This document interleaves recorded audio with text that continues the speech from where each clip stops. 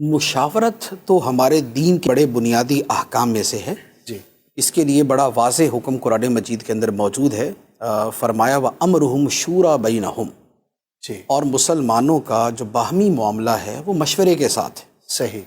تو یہ مشورے سے مراد یہاں پر اسی لیول کا مشورہ ہے کہ جس میں ہر بندہ پارٹیسپیٹ کرتا ہے، ہر بندہ اس میں حصہ لیتا ہے، اپنی رائے دیتا ہے، دوسرے کی رائے کو رد کرتا ہے یا قبول کرتا ہے، ایک ہیلدی ڈسکشن ہوتی ہے اور اس کے بعد اس کا کوئی نتیجہ نکلتا ہے.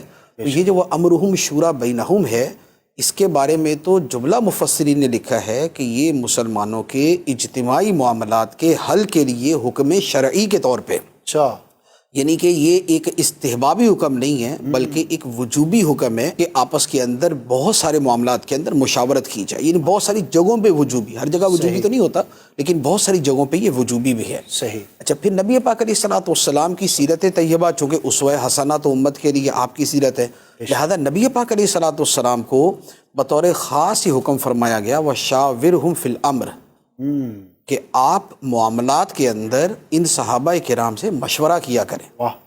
حالانکہ نبی پاک علیہ الصلوۃ والسلام کو تو اللہ تعالیٰ کی طرف سے وحی آتی بے شک. اور وحی کے ذریعے ان چیزوں کا حل بیان کر دیا جاتا. اچھا، اس کے علاوہ جو نبی پاک علیہ الصلوۃ والسلام کا اجتہاد ہوتا، یعنی آپ کی جو انفرادی اس کے اوپر غور و فکر ہوتا، تو وہ بھی مؤید من اللہ، یعنی اللہ کی طرف سے اس کی تائید ہوتی.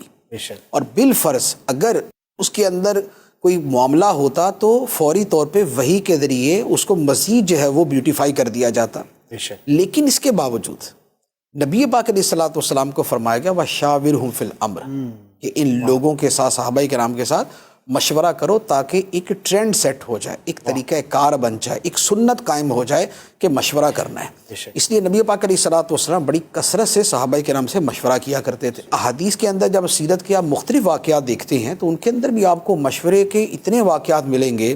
جیسے آپ غزوہ بدر سے پہلے نبی پاک علیہ الصلوۃ والسلام نے انصار اور مہاجر سب کو جمع کر کے مشورہ کیا. سبحان اللہ. کہ بھئی کفار حملہ کرنے آ رہے ہیں تو ہم ان کا جواب کیسے دیں. تو بعض نے رائے دی کہ ہم اپنے شہر میں رہ کر جواب دیں، بعض نے کہا شہر سے باہر نکل کے جواب دیں. تو طے یہ پایا کہ باہر نکل کے جواب دیا جائے گا.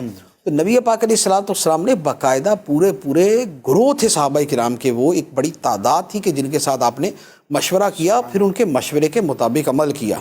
بلکہ اس مشورے میں یہ بھی ہوا کہ مہاجرین نے جب زیادہ مشورے دیے تو نبی پاک علیہ الصلوۃ والسلام نے یہ فرمایا کہ یہ کیا کہتے ہیں، یعنی انصار کیا کہتے ہیں کہ مشاورتی عمل میں جو شریک ہوتے ہیں تو ان کو تھوڑا سا موٹیویٹ کر کے ان کو آگے لایا جاتا ہے. پھر انہوں نے بھی جب جواب دیا تو اس کے بعد پھر اسے فائنل کیا گیا. سبحان اللہ. پھر اس کے بعد جب غزوہ بدر کے قیدیوں کا معاملہ آیا تو وہاں پر بھی مشورہ ہوا اور قرآن پاک میں اس مشورے کا باقاعدہ تذکرہ موجود ہے.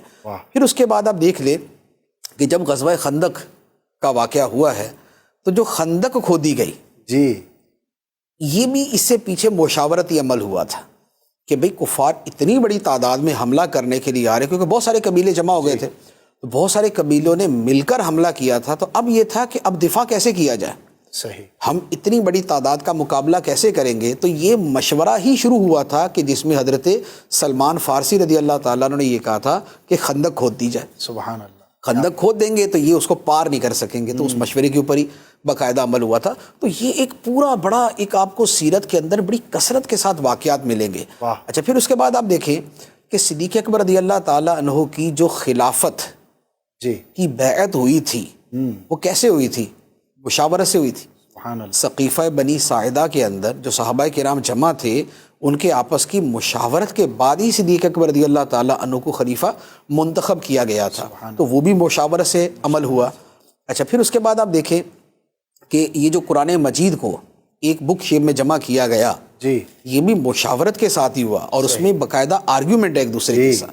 صدیق اکبر کی عمر فاروق رضی اللہ عنہ کے ساتھ آرگیومنٹ ہے کہ کریں، وہ کہتے ہیں نہیں کریں، کریں اس کی یہ دلیل ہے، نہیں کریں اس کی یہ دلیل ہے، نہیں یوں کر لیتے ہیں، نہیں یوں نہیں کرتے. ایک پورا جو ہے اس کی پوری ڈسکشن بخاری شریف کے اندر موجود ہے. تو یہ سمجھ رہے ہیں کہ یہ جو شیئرڈ تھنکنگ ہے، جو مشاورت ہے، جو مشترکہ سوچ ہے، یہ ایک اسلام کی روایت ہے. اور وہ روایت الحمدللہ چلتی ہے. ماشاء اللہ.